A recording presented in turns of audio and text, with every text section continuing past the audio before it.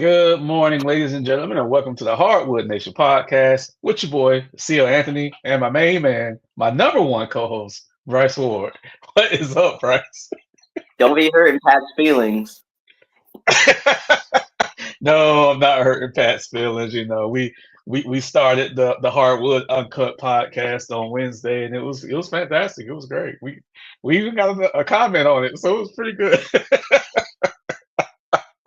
I let my lady hear it, and I was like sitting there. I was like, maybe we went a little too far, but no, it was great. I enjoyed it. My That's man, nice. happy birthday weekend. Thank you. It's been a So, little up and down, but yeah, it's a birthday weekend, I guess. That's all I can say. abs- absolutely. So we got some shit to get into as always.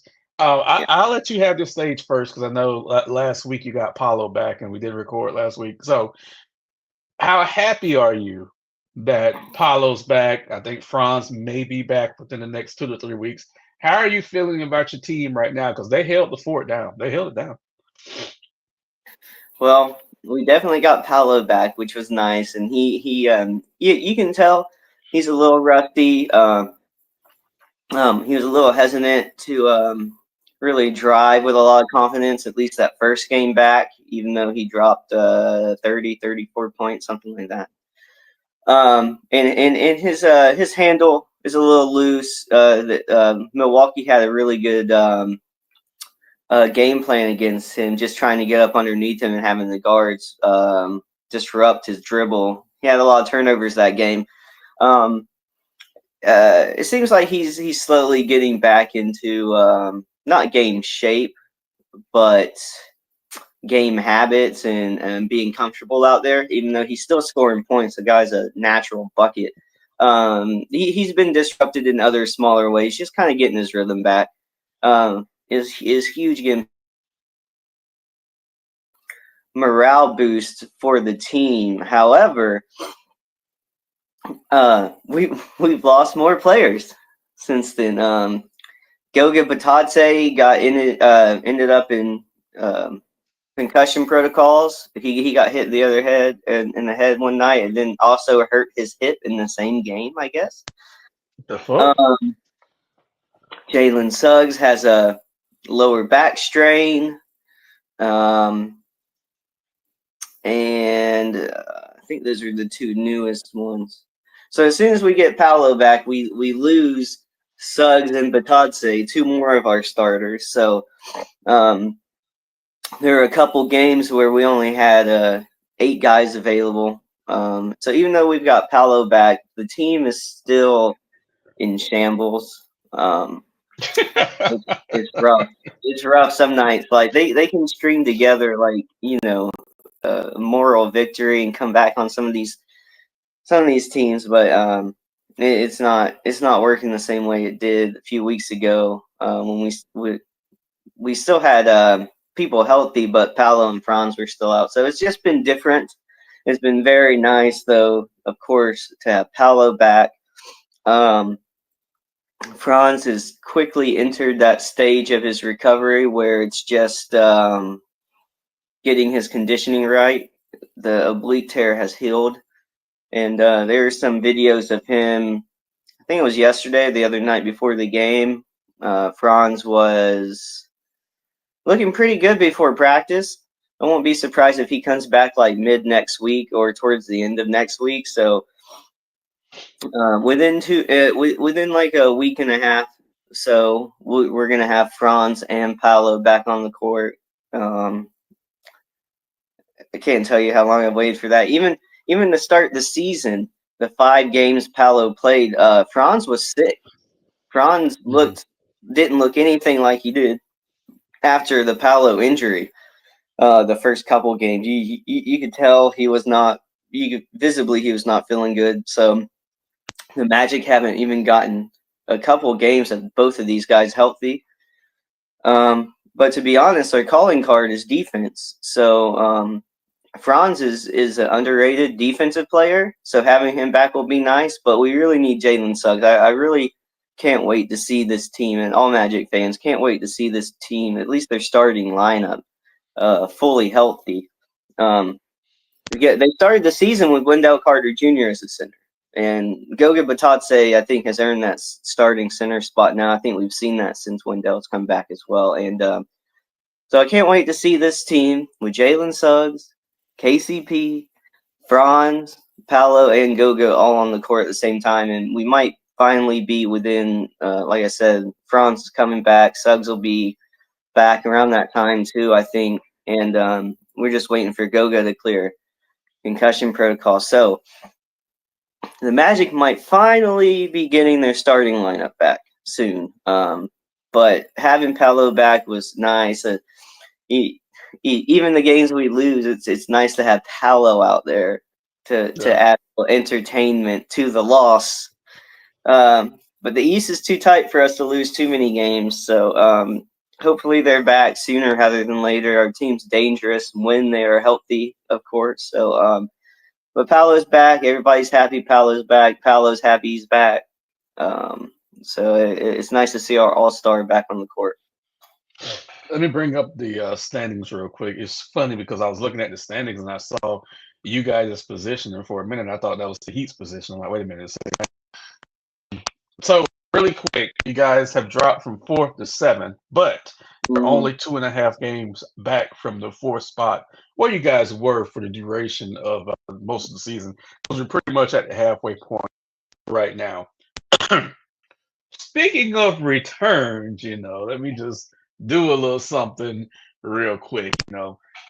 We did get Jimmy back this week. The suspension is over with. He did play okay the first game back. He wasn't out there bullshitting. Does that mean anything? Absolutely not. But the Heat kind of went on a tailspin, with this whole situation. So we've actually dropped to 9th in the East right now. So we have to turn things around too. Are you surprised? The Hawks have been on a good run. Yeah. Are you surprised that Jimmy's back? Like, did you think he was going to be traded before the suspension or what? Yeah. Okay. I'm surprised he's back. I mean, it didn't matter so much. I think you guys lost that first game he came back, didn't you? I mean, we played against Denver, so don't try it. Don't try it. Play against Denver. No, don't try it. Okay. I'm back. He posted. He had a memo. I'm back, and then they took it. Michael Jordan. Yeah. Then they took it. I was like, I wonder if Jordan lost his first game back. I doubt it.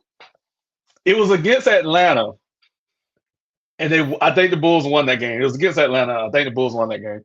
But Atlanta was trash back then. Okay. So I'm not shocked that he's back. I will say this because there's a couple of things I forgot to say the last time that we spoke about this. And hopefully this will be the end of it because I don't think they're going to trade him this season. They'll revisit it in the offseason, which was the original plan. So the Players Association first said they were going to look into this, but then they never filed the claim. Tim Hardaway came out on the podcast and was like, hey, one, he was pro-Heat, which is a good thing. All the veterans were pro-Heat. Every one of them that played for the Heat, they're like, what the fuck is Jimmy doing? But Tim Hardaway let it slip that the Heat have a 10-page document ready to send to the Players Association about the infractions that Jimmy has done, okay?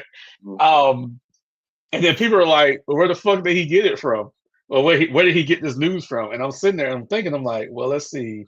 He was best friends with Alonzo Mourning, who was still there and still in the front office. That's where he fucking got it from. So the Heat were ready for this battle from day one. They were just ready for this battle. So the Players Association has not filed the grievance on behalf of Jimmy Butler. So I just want to put there. But I'm happy he's back. I will never, ever, ever say anything bad about Jimmy Butler. And we'll revisit this thing in the offseason. Hopefully he's not traded at the trade deadline and everybody can be quiet. So that's how I feel about it. I'm just throwing it out there. I'll say this. I'll say this. Where we're at now and what's going forward, what it seems like the situation is. It's kind of annoying by Jimmy Butler because all this is it's like a toddler throwing a fit. It got you nothing. It changed nothing. and you're in the same boat you were to begin with. If you would have just kept your mouth shut, it would have stayed the same way. So it just seemed like such a pointless situation to try to force when this is the outcome. So nothing changed. Still going to be revisited in the off season, and then that'll be it, whether he resigns or not. But still, like this whole little month-long will he, won't he suspension, all this shit, and then it just ends up exactly back the same situation. Him just coming back to play for the Heat. He could have just avoided it. You know what I mean. He didn't He have to got throw the fit. he got really bad advice. Horribly bad advice from his agent. Now, I do know he spoke with team owner Mickey Arison on Thursday. They had a meeting on Thursday, and then after that, Kevin Love tweeted the clip from Wolf of Wall Street where your boy was like, "I'm not going anywhere." Picture Pat Riley's just sitting there, and he goes, he wants to talk to the owner. He can go talk to the owner. He can go talk to the owner. We'll see how that goes. Go ahead, send him in there. Right. So I think things are smoothed over. Nothing's changed as far as he wants his money. Nothing's changed as far as that. But I think the other part has been smoothed over a little bit. He should know if he wants to get a big contract from the Heat or anyone else in the offseason, he needs to play, and he needs to play well. He's 35 years old. So the shenanigans has to stop. I think we have stopped it. I'm not saying that he's going to go on another finals run. I'm not saying that. At least get us to the playoffs, and we'll see what he can do. But outside of that, I think for right now, it's over with, and I'm happy because we've been reeling, and we need to kind of hone it back in. So, yeah. Another team that was on my radar last week, even though they've won the last 6 of 10 games, were the Los Angeles Lakers. And the only reason why I wanted to talk about this was because he didn't say inside the NBA directly, but Reddick was speaking of part of the reasons why the ratings are down is because he's hearing a lot about how bad the NBA product is. And we know inside the NBA is known for trolling teams and players in the league every fucking night they're on every Thursday. And he caught some strays from Charles, and we spoke about this a little bit offline, but I want our 2 to 3 fans to hear your thoughts on this. So kind of tell me again what you told me offline when I asked you, what do you think of as far as what JJ Redick has done this year? Because the Lakers are 22-17 this year, so still a little above 500, but not, they're not great, but they're 6th in the West right now. So how do you feel about the Lakers so far? I think before they started the season, I said I didn't think this was a great job for JJ Redick to take, as a first-time NBA head coach. And I stick behind that. I just think there's too many things you have to go up against as a Lakers head coach, especially when Ron and Anthony Davis are there, and there's some expectations. But there's always such a magnifying glass on the Lakers that it's, every game is a roller coaster for them and that fan base and the kind of attention they get. I see it with every team. You have a bad loss, the season's over. You have a good win, and you're title contenders. I get it. I got fans get excited, but the Lakers haven't been crazy dominant in a long time. They're competitive. They compete. They're in that end of the playoffs, beginning of the play-in tournament. Like they're in that hunt pretty much every year. This isn't. Last year, I think there's a little more doom and gloom talk for the Lakers season, and they've had more success this season, but still not dominant. Still not expected to really go too far in the playoffs. So it's just, I thought this was a lose-lose situation for JJ, because if you don't win a championship, which you're not going to with this team, if you don't win a championship, you're always under a lot of scrutiny with that Lakers organization. So what's happening now, and like I said, it does go back and forth, but they catch a couple L's in a row, and national media just goes at this team like crazy, and JJ is going to be the scapegoat. because he is a new head coach. They're not going to attack anybody else. They always go after the coach with the Lakers, anyways, because LeBron's there. No one's going to attack LeBron. Right.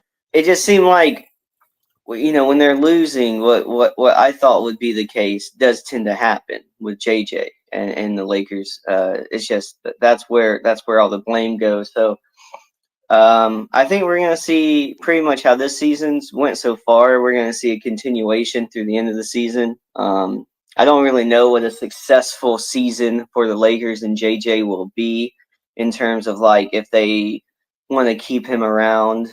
The rumor is, he's there because of some of LeBron's influence. I wonder if he'll be gone because of some of LeBron's influence, because we know the rumors in the past when LeBron doesn't get along with a coach, he's usually not there that long. So it's just interesting to see how the rest of the season might go, because the magnifying glass is on them for sure. JJ's I consider to be on the hot seat from day one. So it's just those TNT guys can be trolls, but it's like some of what they say should be taken somewhat seriously. Not all the time. They have different takes on ball than some people. I get it. It's not like they're as bad as some views and some takes out there for sure, but they definitely talk a little more, and that's what adds to the appeal of that show. I get it. So it's funny hearing the back and forth between Barkley and Reddick, because I think Reddick's had some responses to him too, and it's instead of the Lakers being in title contention, the focus is on the little mini circus going on there with the coach and his response to people attacking him, of course. So it's just, I think the rest of the season is going to be this way. It's pretty much what I thought the situation would be going into the season. So there's no surprises there.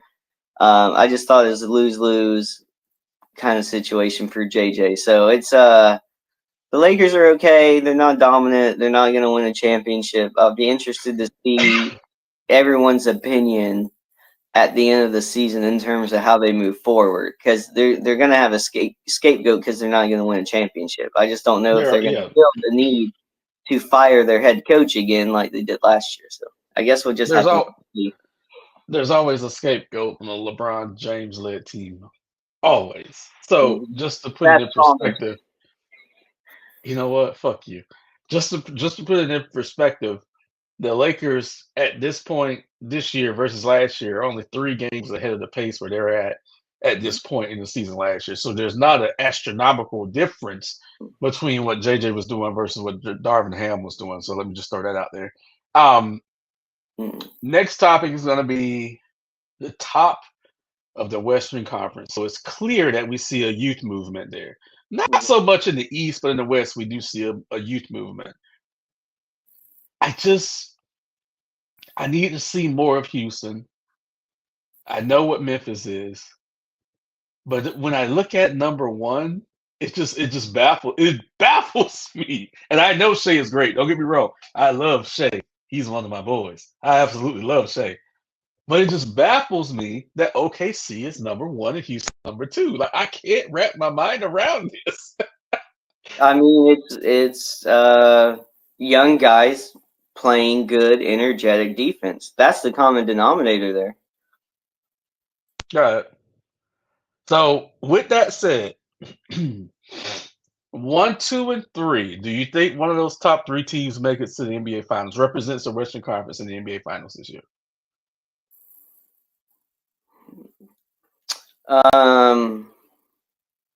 I think OKC has as good of a chance as anybody in the West. The other 2 teams, no. They have to show me they can win some playoff series first, especially Houston. Right. Memphis, I believe in Memphis a little bit more. But I think the only team capable of really making it to the finals, even probably Western Conference Finals, is OKC. And they're gonna have to be healthy, because OKC they were pretty good last year too, and they they kind of got punked a little bit in that final playoff series they were in. So but that's how you get that experience. So I'm not saying it would happen again, but I mean the way Dallas showed that they were able to make it to the finals last year was really interesting. So I wouldn't count any of those other teams out. I just Oklahoma City is the only one sitting right now that I would bet money has the better chance of getting to the finals. Besides that, I would probably go down to I want to say Denver, Dallas, or Minnesota. Yeah. Most likely to come out of the West. Which is crazy because Minnesota's been so inconsistent this year. And Dallas has been, Kyrie's been in and out of the lineup. I want to say this about OKC. Excuse me. Minnesota, I believe in the least. I'll say that after the type of season they've had compared to last year. That was a bad move for them. It was a bad move, and Ant is still playing okay. He's getting his numbers up, but his numbers aren't impacting wins. So he has to figure that out. Oklahoma's doing this without Chet. Chet's been out for most of the fucking season now. He's coming back soon, but Oklahoma's been doing this without Chet, who is a beast as far as double doubles and defensively and blocks. When Chet comes back, then I think we'll see how good this team can be, and that's scary. They've only lost 7 games so far, and like I said, they've had Chet gone for like 2 months now. So when he gets back, I think they may go on another run, another tear through the regular season. But again, the playoffs are another animal. I say they get to the conference finals. How much do you think the NBA fears an OKC Cleveland final? Because make no mistake, both teams have ran away with that number 1 spot. I mean, it's not even close in either league, or I mean either conference. This is what I'll say, and I'm going to make a football reference here. For years, I've heard that the NFL has helped the Kansas City Chiefs. For years. Patrick Mahomes is Andy Reid's a great coach. I was watching the football game yesterday because I've never paid attention to that noise that they've gotten help. Okay. Yeah. I was watching the game yesterday. You're a believer, huh? Yeah, you saw it firsthand. I saw where people were saying there were shenanigans. It looked like there were shenanigans. Man, look, it was shenanigans in that game. So that was the first time I was really like, I finally see what people are talking about. So we know the NBA are the kings of shenanigans. We know that. I think that, and I told my girl this yesterday. I said, when the Heat played Boston like 2 years ago in the playoffs, I almost stopped watching basketball because the refereeing was so gross. I almost stopped.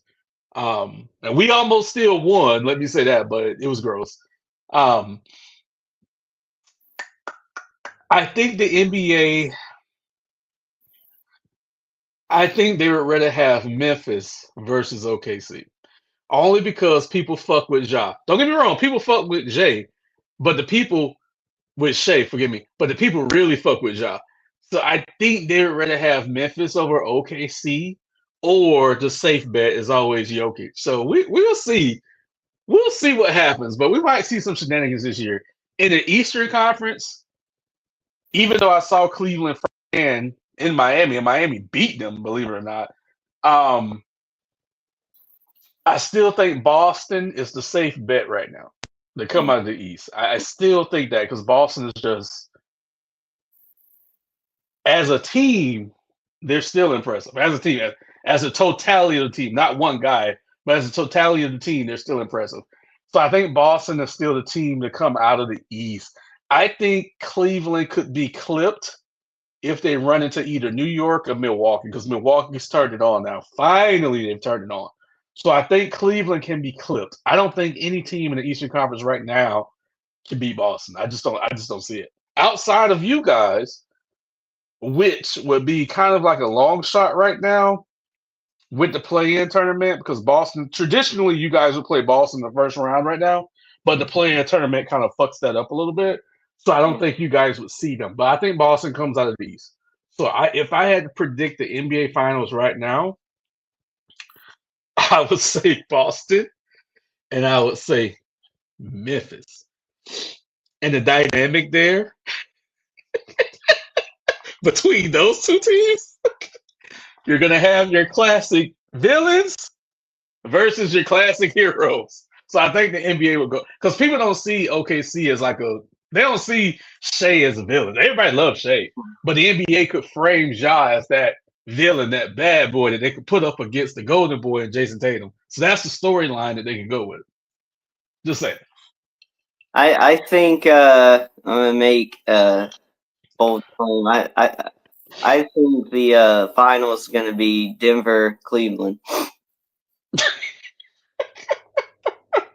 Is that so? Denver and Cleveland, I just and the NBA is gonna lose their mind. I just don't think I don't think Cleveland's impressive. I think the I way just their think bigs are playing this season, I think that's going to be what helps them get past. Only if they're healthy. When they played Boston last season, they were beat up. They were beat up bad when they got to that yeah, series.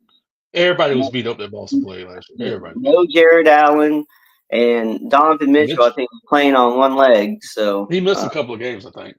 Um, Boston had a cakewalk to the NBA Finals last year. That's a fact. But they're still the champs right now. They're still the champs, so we got to give them that. I get a feeling of them being they got that they were already really good all the time. They finally got the championship, and I get more of a sense of being comfortable from Boston. So I think they're think gonna so. I think they're gonna get surprised. You think they got the fat cat? I don't see it. I don't think they do it. I had a lot of faith Denver was going to do it 2 times in a row. I've got very little Yeah. faith Boston does it 2 times. I don't know what it is. It's just Yeah. a feeling. It's just a gut feeling. That's all it is.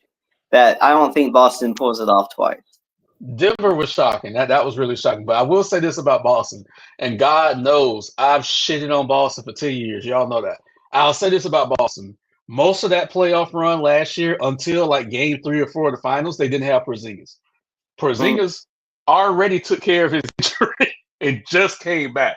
So if he can have a full second half of the season into the playoffs, I think Boston's going to be unstoppable. I've always been a fan of his. I think that'll be the difference from last year's Boston team to this year's Boston team is his health. So since he has the injury out the way, as long as he doesn't get injured again for the duration of the season, I think Boston's going to be dangerous, man. I just. Oh, they're definitely dangerous for sure.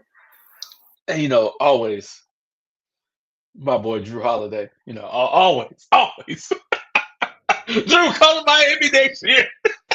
We need some of that magic. Drew's got a lot of success to thank you for.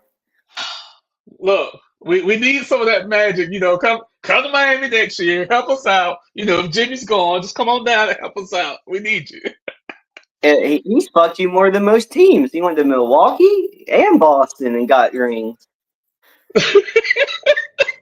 I need him to do it one more time. Any last thoughts on the basketball news this week?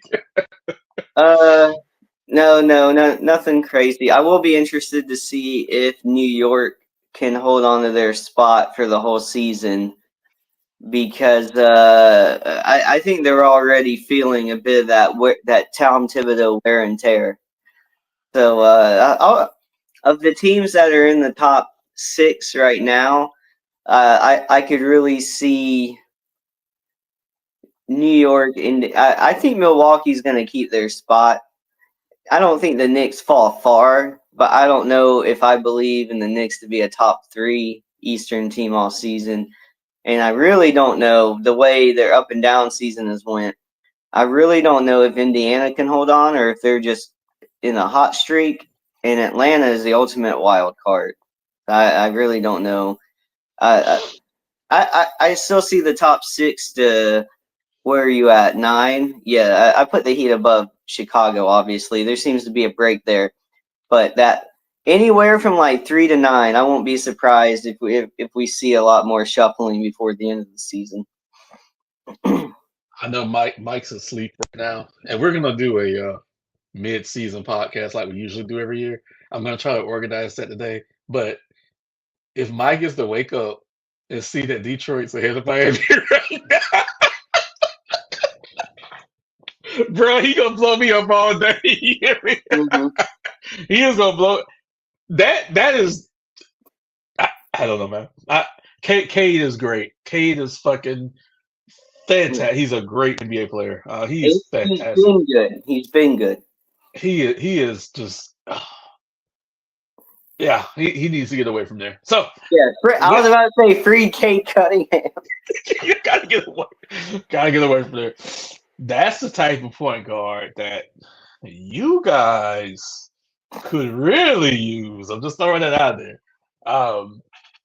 Even though I love Anthony Black to death, you know that. And I love them both. So with that said, we're gonna wrap it up for this week's episode of the Hardwood Nation podcast. Please like, subscribe, and share our content. Drop comments below. Everyone stay safe, and we are out.